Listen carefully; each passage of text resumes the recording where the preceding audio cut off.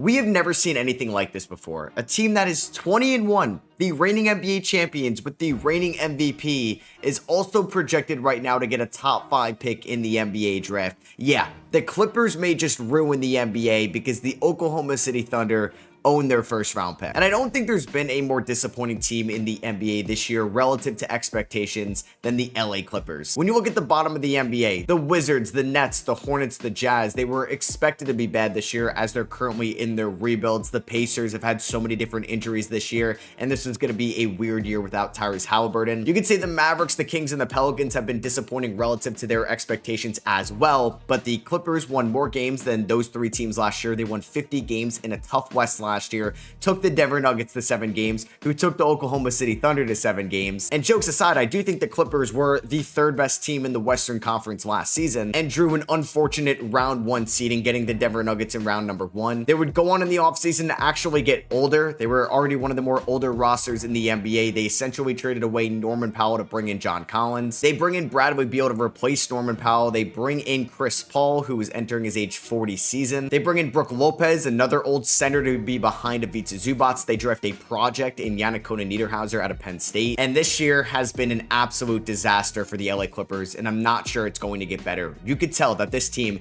is desperately missing what Norman Powell provided them last year. When Kawhi Leonard was out, he was a great sidekick to James Harden. Bradley Beal was not good in the 6 games he played in before having a season-ending hip surgery. So now we're getting just nothing out of that tertiary shot creator next to Harden and Kawhi Leonard, and somebody to step up when Kawhi Leonard is going to inevitably miss some time this year. Chris Paul looks old out there and has been not really getting minutes too consistently in this rotation. Brook Lopez looks old. Nick Batum looks old out there. These guys cannot play transition defense whatsoever. They essentially traded Terrence Mann for Bogdan Bogdanovic to save some long-term money last year. Bogdan Bogdanovic has not been a good 3-point shooter this year. One of their best players, Derrick Jones Jr., unfortunately suffered a knee injury with a sprained MCL, and he's going to miss 6 weeks. He was having a really good season as a 3-point shooter. We know that Derrick Jones Jr. is one of the better defenders on this team, and he was a vital part of the Clippers exceeding their expectations last year. Because if you remember last year, this team did not bring back Paul George. We expected that they were going to be kind of disappointing because Kawhi Leonard suffered that injury with Team USA as they were training for the Olympics in the summer,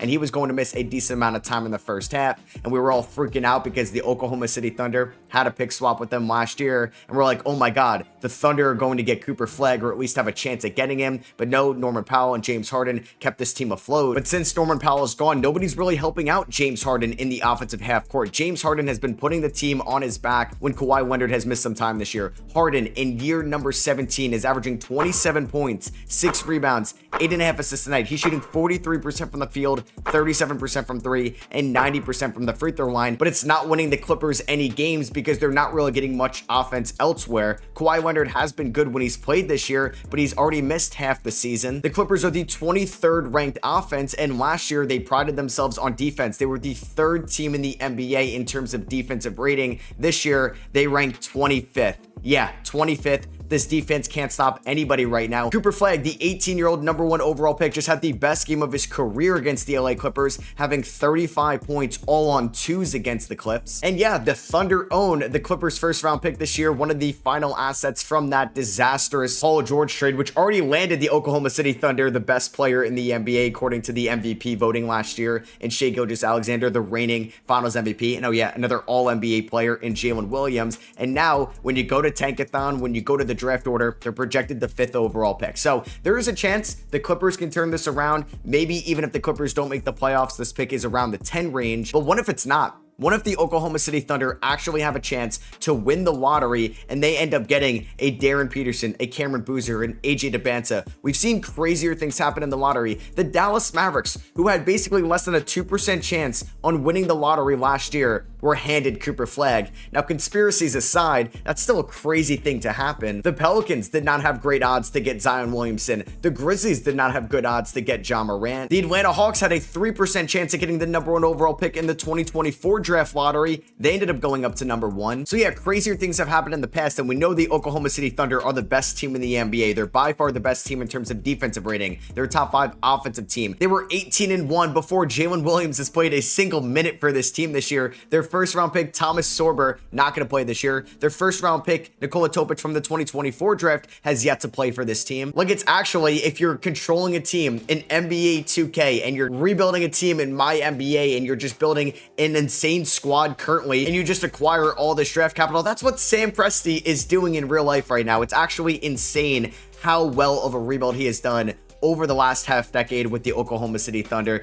I mean, you could just list off the achievements he has done with this rebuild, trading away Russell Westbrook and Paul George at the right times, at their highest values left in their career, seeing the potential in Shai Gilgeous-Alexander, getting a haul of draft capital from the LA Clippers for PG, drafting Jalen Williams, drafting Chad Holmgren, drafting Josh Giddey, who you were eventually able to trade for Alex Caruso, getting Lou Dort as an undrafted free agent, trading up for Cason Wallace with the cap space you had, signing Isaiah Hartenstein with the cap space you had, drafting Aaron Wiggins in the later part of a second round, signing Isaiah Joe a week after Philadelphia waived him. So we cannot give this genius another elite asset to have in his possession. Like, if you're watching what Cam Boozer is doing right now at Duke, he's currently averaging 23 points, 10 rebounds, 4 assists, 3 stocks tonight, shooting 57% from the field, 38% from 3 for the Duke Blue Devils. He is a true freshman, and he's maybe the best player in all of college basketball right now. Or you have Darren Peterson at Kansas, who's a 6'6" combo guard that basically could do everything well at the moment. He's currently nursing a hamstring injury, so he doesn't have as many games on display as Cameron Boozer, but he's somebody that's going to be a true 3-level scorer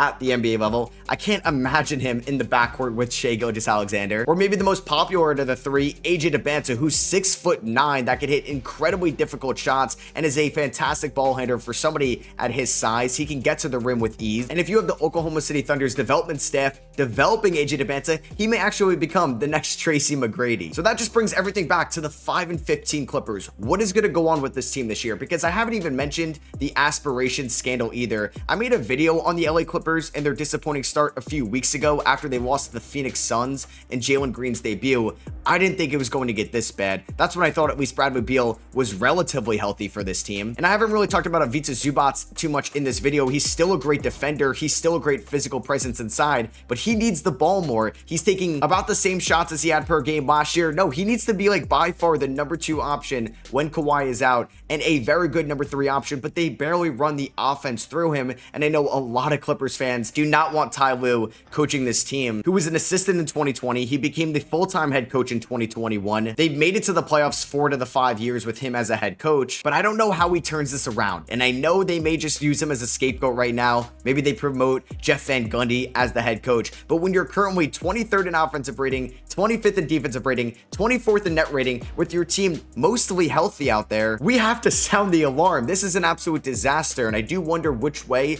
the LA Clippers are going to head towards, because they don't own a lot of draft capital. They don't own a first-round pick in their direct possession till the 2030s. It's either going out as a pick swap to a team like OKC or Philadelphia, or one of those teams just owns the Clippers first-rounder outright. So they don't have a lot of trade capital to use at the moment, but do they make a desperate trade? Do they try to trade for somebody like Anthony Davis from the Dallas Mavericks, whose trade value is definitely taking a hit this year, or Zion Williamson from the Pelicans, Zach LaVine to be this tertiary shot creator from the Sacramento Kings, maybe at a cheaper option, it's a Malik Monk or DeMar DeRozan? Do they try to get a disgruntled point guard asset and maybe like a LaMelo Ball or Ja Morant? Does that even make any sense with James Harden being your best player right now at the point guard position? They don't really have any young core to trade. Their young core is Yannick Niederhauser, who is a raw big man prospect out of Penn State that they just drafted. Kobe Sanders has definitely shown some flashes this year as a second rounder, but he's already 23 years old. I don't know if anybody wants to take a flyer on Cam Christie, who hasn't really shown too much in his career so far. I don't think Kobe Brown's going to be on this team next year. Jordan Miller is currently banged up. Does this team go the other route? Do they just say it's a sunk cost at this point? We don't own our first round pick. We really don't care what pick we give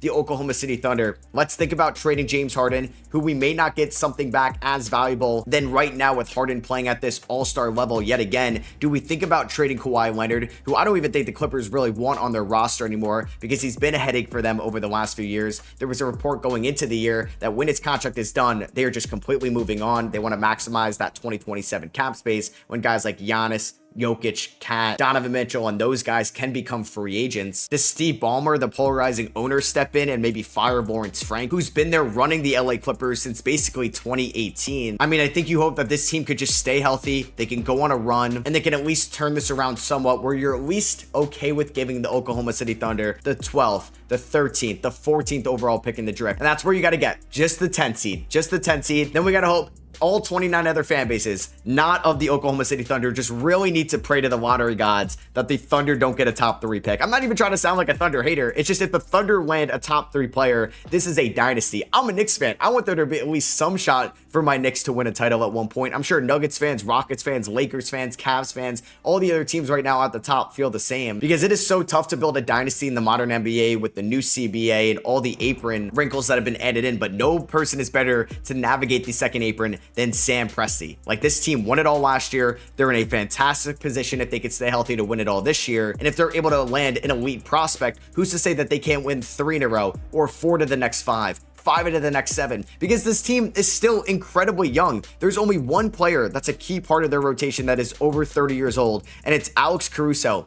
who's playing 18 minutes a night. That is just mind-blowing to me, because once Alex Caruso ages out, you have Cason Wallace, who's basically the next Alex Caruso in the making, already on their roster, making a massive impact. And I'd love to know what you guys think about the LA Clippers right now, because do you think this is like DEFCON 1? Do you think we need to sound the alarm?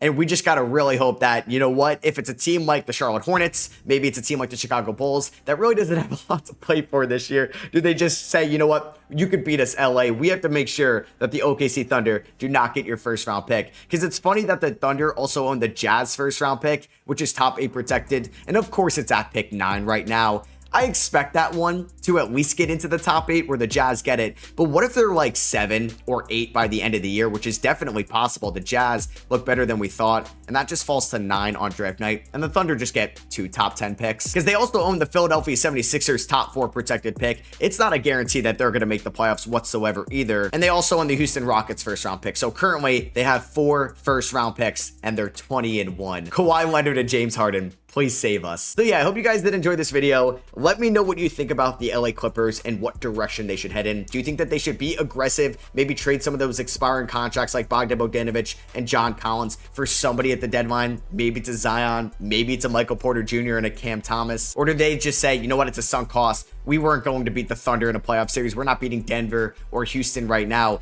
Let's just start this rebuild as early as possible, have maximum cap space in 2026, and think about trading away Kawhi Leonard and James Harden and building a team around Ivica Zubac as one of the core pieces going forward. So yeah, I hope you guys did enjoy this video. Drop a thumbs up if you did. Subscribe for more content like this, and I'll catch y'all on the next one. Peace.